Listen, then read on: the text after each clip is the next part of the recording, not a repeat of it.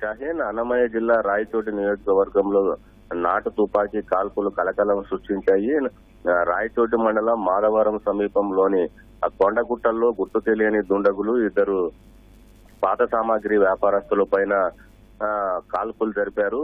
ఈ సంబేపల్లి మండలానికి చెందిన హనుమంతు, రమణ అనేటువంటి ఇద్దరు వ్యక్తులు తెల్లవారుజామున 5 గంటల ప్రాంతంలో పాత సామాగ్రి కొనుగోలు చేయడానికి పల్లెల్లో సాధారణంగా తిరుగుతుంటారు. అందులో భాగంగానే కాటమయ్య కుంట నుంచి మధ్యలవాన్లపల్లికి నడుచుకుంటూ వెళ్తున్న సమయంలో మార్గ మధ్యంలో ఉన్నటువంటి గుట్ట సమీపం నుంచి గుర్తు తెలియని వ్యక్తులు నాటు తుపాకీతో ఇద్దరిపైన విచక్షణ రహితంగా కాల్పులు జరపడంతో వారిద్దరు కూడా తీవ్రంగా గాయపడ్డారు. వారిద్దరిని కూడా స్థానికులు గమనించి ఉటావుటిన రాయచోటి ప్రభుత్వ ఆసుపత్రికి తరలించారు. వారి ఇద్దరి పొట్ట పైన, ఛాతి పైన కూడా బుల్లెట్లు ఒక్కో శరీరంలో హనుమంతు శరీరంలో 2 బుల్లెట్లు, అదేవిధంగా రమణ శరీరంలో కూడా 2 బుల్లెట్లు ఉన్నట్లు కూడా అక్కడ వైద్యులు చెబుతున్నారు. అయితే వాళ్ళిద్దరి పరిస్థితి చాలా ఆందోళనకరంగా ఉండడంతో రాయచోటి ప్రభుత్వ ఆసుపత్రి నుంచి కడప రిమ్స్ కూడా కొద్దిసేపటి క్రితమే ఇద్దరిని కూడా తరలించారు.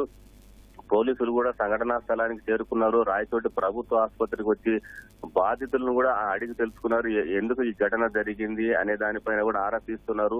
ఎవరు ఇలాంటి ఘటనకు పాల్పడి ఉంటారు? వీళ్ళు పెద్ద వ్యాపారస్తులు కూడా కాదు, చిన్న చిన్న గ్రామాల్లో పాత సామాగ్రి అమ్ముకుని విక్రయించే వారిపైన ఈ గుర్తు తెలియని వ్యక్తులు ఎందుకు నాటు తుపాకీతో ఇలాంటి కాల్పులు జరిపారనే దానిపైన కూడా పోలీసులు ఆరా తీస్తున్నారు.